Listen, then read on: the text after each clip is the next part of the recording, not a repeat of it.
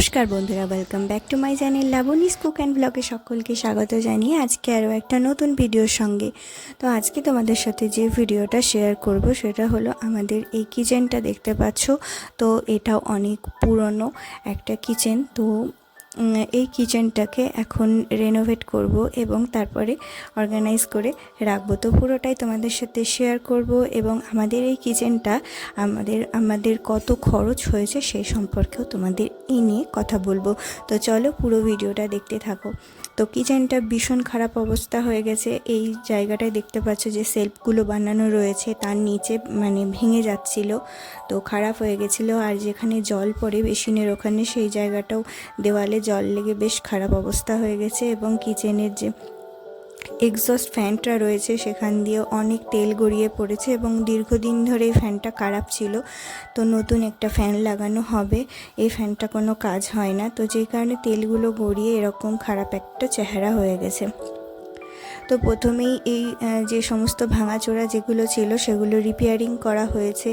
তো তার জন্য রাজমিস্ত্রিকে দিয়ে আর কি এই পুরো কাজটা করা হয়েছে। আর এখানে কোনো রকম মার্বেল গ্রানাইট বসানো ছিল না। তো প্রথমে একটা গ্রানাইট পাথর এনে বসানো হয়েছে আর নিচগুলোতে টাইলস দিয়ে লাগিয়ে মোটামুটি রিপেয়ারিং করা হয়েছে।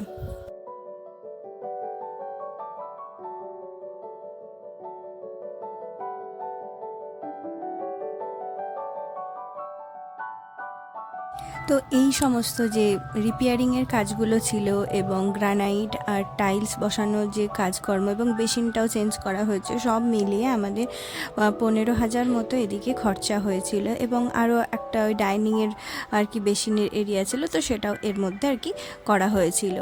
তো এবারে হলো আমাদের রঙের কাজ এবং রঙের কাজ নিয়ে এই সমস্ত রিপেয়ারিং এবং যে সমস্ত সেমি মডিউলার টাইপের যে পাল্লাগুলোকে করা হয়েছিল, তো সমস্ত কিছু নিয়ে তোমাদের লাস্টে জানাবো যে টোটাল আমাদের কত খরচা হলো। এখন আমাদের এই রঙের কাজটি করা হয়েছিল এবং রঙের কাজটি করতে মোটামুটি আমাদের 14 থেকে 15,000 খরচা হয়েছিল। শুধুমাত্র আমাদের রান্নাঘর রং করা হয়নি, এর সাথে ডাইনিংও করা হয়েছিল। রান্নাঘরটা যেহেতু ছোট, তো সেই কারণে আর কি ডাইনিংটাও আমাদের একসাথে ওনারা কন্ট্যাক্টে নিয়েছিলেন।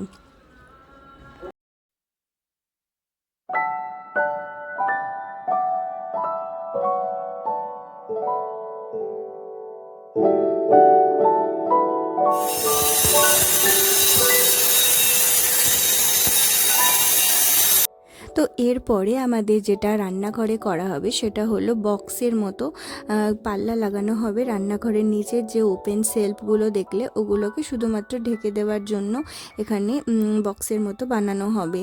এটা মডিউলার টাইপের একটা কিচেন হয়েছে, কিন্তু এগুলো মডিউলার না। মডিউলার কিচেনে যে সমস্ত ধরনের আর কি ট্রেগুলো থাকে আর কি বাসন রাখার, এই সমস্ত ট্রে ভেতরে আমরা কিছু দিইনি, ওগুলো করা সম্ভব না যেহেতু এটা একটা পুরনো কিচেন। তো এর স্ট্রাকচারটাই একদমই আলাদা, তো সেই কারণে এই রকম একটা সেমি মডিউলার টাইপের করা হয়েছে।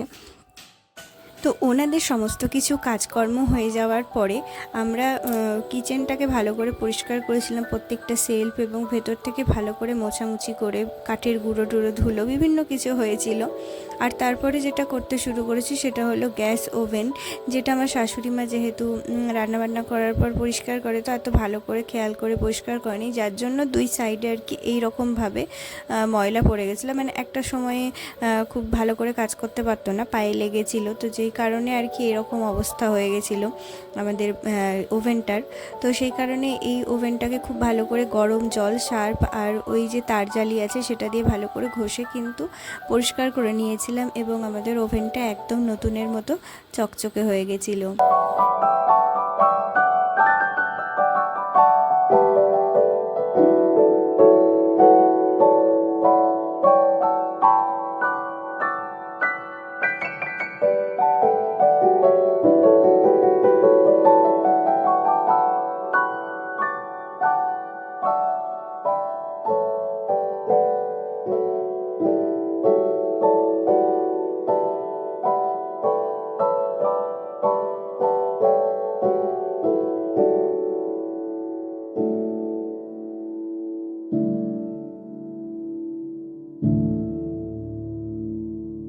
তো ওভেনটা একদম পরিষ্কার করে ফেলেছি, একদম নতুনের মতো দেখতেই পাচ্ছ, চকচক করছে। তো এতদিন আমাদের যতদিন কাজকর্ম হচ্ছিল আর কি, ততদিন এখানে এই বারান্দার মধ্যে রান্নাবান্না করা হতো। আজকে থেকে আমরা কিচেনে শিফট করব, মানে কিচেনটা আমাদের মোছা টোছা ক্লিন করা হয়ে গেছে ওনাদের কাজ করার পরে। সেলফের ভেতরগুলো থেকে সমস্ত কিছু মুছে একদম ক্লিন করে নিয়েছি এবং ওভেনটাও এখানে এনে লাগিয়ে নিয়েছি। এবং রান্নাঘরে যে সমস্ত জিনিস ছিল টুকটুক করে ওগুলো এখানে আনবো। আর এখানে যে এটা রয়েছে যে জানালাটা, সেটা আমরা পরবর্তীকালে চেঞ্জ করবো, এখন এই মুহূর্তে আমাদের হয়নি। তো প্রথমেই ফ্রিজের অবস্থা খুব খারাপ ছিল, কয়েকদিন ধরে কাজকর্ম হওয়ার ফলে আর কি ফ্রিজের ওপরে পুরো ধুলো পড়ে গেছিলো। আর ফ্রিজটা যেহেতু অনেক দিন ব্যবহার করা হয়নি, তো সেই কারণে আর কি ভেতরে একদম ছাতা পড়ে গেছিলো। তো গরম জল করে বেকিং সোডা এবং সার্ফ দিয়ে ভালো করে ফ্রিজটাকে আমরা পরিষ্কার করে নিয়েছি। এবং ফ্রিজটা আমাদের একসময় ডাইনিংয়েই থাকতো, কিন্তু এখন আমরা এটাকে রান্নাঘরে শিফট করেছি। কাজ করতে করতে অনেকটাই সুবিধে হয়। আর কিচেনের তো আমরা যখন রান্না করি সেই টাইমটুকুনি থাকি। আর ডাইনিংটা সবসময় বসা হয়, যে কারণে ডাইনিংয়ে একটা স্পেস পাওয়া গিয়েছে। তো ফ্রিজটা রাখার ফলে সেই স্পেসটা আর কি ছোটো হয়ে যাচ্ছিল, তো সেই কারণে আর কি এখানে শিফট করা হয়েছে। তো ফ্রিজের সমস্ত সেলফগুলোকে খুলে যেহেতু পরিষ্কার করেছিলাম, তাই মানে একদম পুরো ডিপ ক্লিনিং যাকে বলে সেটাই হয়েছে আর কি ফ্রিজের। তো সব সেলফগুলোকে আগে সেট করে নিলাম। আর ফ্রিজটা যেহেতু অনেক দিন ব্যবহার করা হয়নি, আর বাড়িতে সেরকম কেউ ছিলই না, আর আমাদের ব্যবহার করা হচ্ছিল না বলে সেই রকম আমরা জিনিসও বেশি করে আনছিলাম না, অল্প অল্প জিনিস আনা হচ্ছিল। এবারে সব আস্তে আস্তে ঢুকবে ফ্রিজে, সবজি টবজি। তো যতটুকু আর কি ডেলি খাচ্ছিলাম ততটুকুই আর কি সেইভাবে আনা হচ্ছিল। তো এবারে ফ্রিজে সেইভাবে কোনো জিনিস ছিল না আমাদের। এবারে চলো, এখানে একটা সেলফ আমি অনেক দিন আগে অর্ডার করেছিলাম, তো কিচেনটা কমপ্লিট হওয়ার পরেই আর কি সেলফটা রাখবো বলে আমি ঠিক করেছি। তো কর্নারে এই একটা সেলফ, যেটার মধ্যে রেগুলার যে মশলার ডাব্বা এবং তেলের কৌটো, লবণ, এই সমস্ত, এবং একটা হটপট যেটা আর কি রেগুলার লাগে, তো সেই জিনিসগুলো এখানে থাকবে। আর যেহেতু জিনিসগুলো অন্য ঘরে ছিল, তো সেই সমস্ত কৌটোগুলো আমরা এখানে নিয়ে আসছিলাম এক এক করে। আর সমস্ত কৌটোগুলোও নোংরা হয়ে গেছিলো, তো একবার একবার করে জিনিসগুলো ঢেলে ঢেলে এই কৌটো করে আর কি সমস্ত কৌটোগুলো পরিষ্কার করা হয়েছে। তো আমি আর মা দুজনে মিলে কাজটা করছিলাম, মা আমাকে সাহায্য করছিল, সব এনে এনে দিচ্ছিল এবং কৌটো ধোয়া ধুই সমস্ত কাজ করে দিয়েছিল। আর আমি এগুলোকে এক এক করে গুছিয়ে তুলে রাখবো।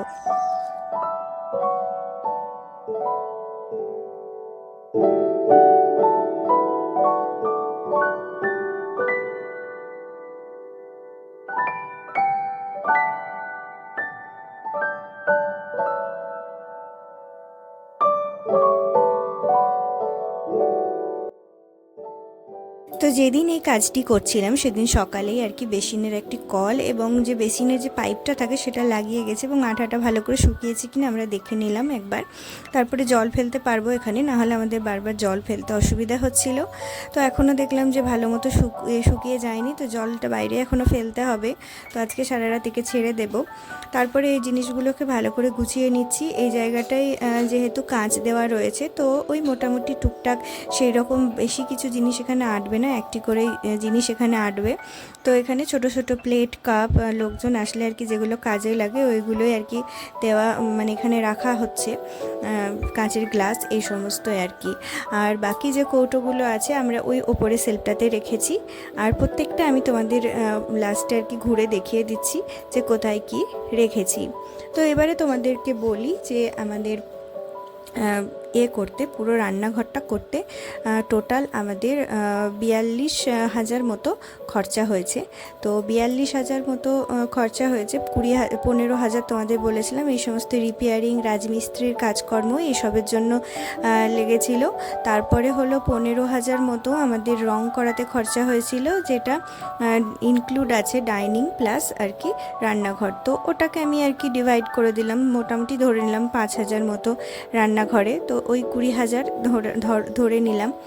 আর তারপরে আমাদের যেটা কাঠের কাজ করেছিলাম, সেটা আমরা খুব একটা দামি প্লাই দিয়ে করিনি, সেঞ্চুরি বা ওই ধরনের যেগুলো ব্র্যান্ডেড প্লাই হয় সেইগুলো দিয়ে করিনি। একটা লোকাল ব্র্যান্ডের অ্যাপেলো বলে একটা লোকাল ব্র্যান্ডের প্লাই এবং সানমাইকাও লোকাল ব্র্যান্ডেড দিয়ে করা হয়েছে।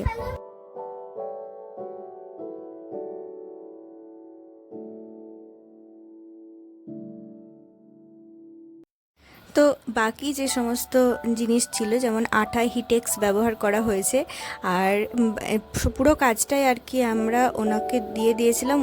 উনি মালপত্র কিনে এনে বানিয়ে দিয়েছিলেন, যিনি কাঠের কাজ করেছিল। আমরা সেরকমভাবে আলাদা আলাদা করে কোনো পার্টস কিনতে যাইনি, তো আমাদেরকে বলে দিয়েছিল এই জিনিসগুলো ব্যবহার করা হয়েছে আর কি। তো আমি ওটা দেখে নিয়েছিলাম, আর যেহেতু আমার হাজব্যান্ড বাইরে থাকে, তো সেই কারণে আমাদের পক্ষে এই কাজটা দেখে শুনে করার একটা বিশাল হেডেক ছিল, তাই ওনাকেই দেওয়া হয়েছিল। এবারে সব জিনিসগুলোকে আলাদা আলাদা কৌটোর মধ্যে রাখছিলাম। এই যে এই সাবান, স্কচ ব্রাইট, তারজালি সেগুলো আলাদা আলাদা কৌটোর মধ্যে রাখলে বেশ সুবিধে হয়, সেজন্য ওগুলোকে আলাদা আলাদা কৌটোর মধ্যে নিলাম। আর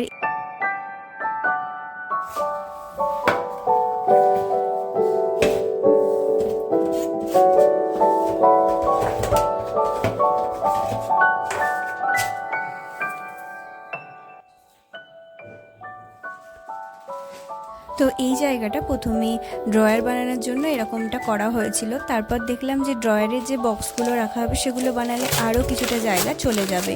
তো যেই কারণে ওই যিনি কাজ করছিলেন সেও বলল যে এই জায়গাটা এরকম একটা পাল্লা রেখে দিই। তো আমিও বললাম যে হ্যাঁ, জায়গাটা ছোট হওয়ার থেকে এরকম একটা পাল্লাই রেখে দিন। তো এই জায়গাটা আমি যে সমস্ত এক্সট্রা গ্রসারিগুলো আনা থাকে, তো সেগুলো রাখার জন্য একটা জায়গা চাই। তো সেই জন্য এই জায়গাটা আমি এরকম করলাম যে সমস্ত এক্সট্রা প্যাকেট আনা হবে সেগুলো এখানে রাখা যাবে। আর এই পোর্শনটাই একদম ওই গ্রসারি যে সেকশনটা করেছি তার একদম পাশে এক্সট্রা আমাদের বাসনপত্র যেগুলো থাকে সেগুলো রাখা হয়। তো পরে তোমাদের এটা ঘুরে দেখাচ্ছি। তো আরও কিছু জিনিস ছিল, যেমন বিস্কিট টিস্কিট, এই সমস্ত কৌটোর মধ্যে আলাদা মানে ঢেলে নিলাম। আর এই কৌটোগুলো আমি কোনো বাজার থেকে কিনি, তবে একরকম কৌটো আমাদের যেহেতু একটা হেলথ ড্রিঙ্ক কেনা হয়, তো সেই কারণে ওই কৌটোগুলো একই রকম যেহেতু দেখতে, তো সেই কৌটোগুলোকে আমি ওপরের কভারটা ফেলে একই রকম একটা কৌটোর সেট বানিয়েছি। তো কিচেনে এরকম ট্রান্সপারেন্ট কিছু কৌটো রাখার চেষ্টা করি যাতে জিনিসগুলো বাইরে থেকে দেখা যায়। তো এবারে একটা বক্স নিয়ে নিয়েছি, এই কার্টুন যেগুলো আর কি পার্সেলের মাধ্যমে আসে, তো এই ধরনের বক্সগুলোর এই সামনেটা একটুখানি কেটে নিচ্ছি, আর ওপরের দিকটা তো খোলাই যায়। তো প্রচুর প্লাস্টিক থাকে, আমার শাশুড়িমা এগুলো ফেলতে চায় না, এবং প্লাস্টিকগুলো অনেক সময় কাজেও লাগে। অনেক কিছু রাখতে, কোথাও যেতে গেলে প্লাস্টিকের মধ্যে বেঁধে নিয়ে যেতে, তো চারিদিকে ছড়িয়ে থাকলে যেহেতু ভালো লাগে না, তো সেই কারণে এই বক্সটার মধ্যে প্লাস্টিকগুলো ভরে রাখবো। আর এই ফাঁকটা দিয়ে কিন্তু বের করা যাবে, তো যেই কারণে এটা চাইলে তোমরা কভারও করতে পারো। তো আমার এখন কভার করার সময় ছিল না, তো তাড়াতাড়ি আর কি কিচেনটা তাড়াতাড়ি সেট আপ করেছিলাম তখন, তো সেই কারণে আর কি আমার এটা কভার করা হয়নি। তো কভার পরে করেছিলাম, এবং কভারটা করলে দেখতেও বেশ ভালো লাগে। তো এই যে খুব সুবিধে হয় এইভাবে নিতে।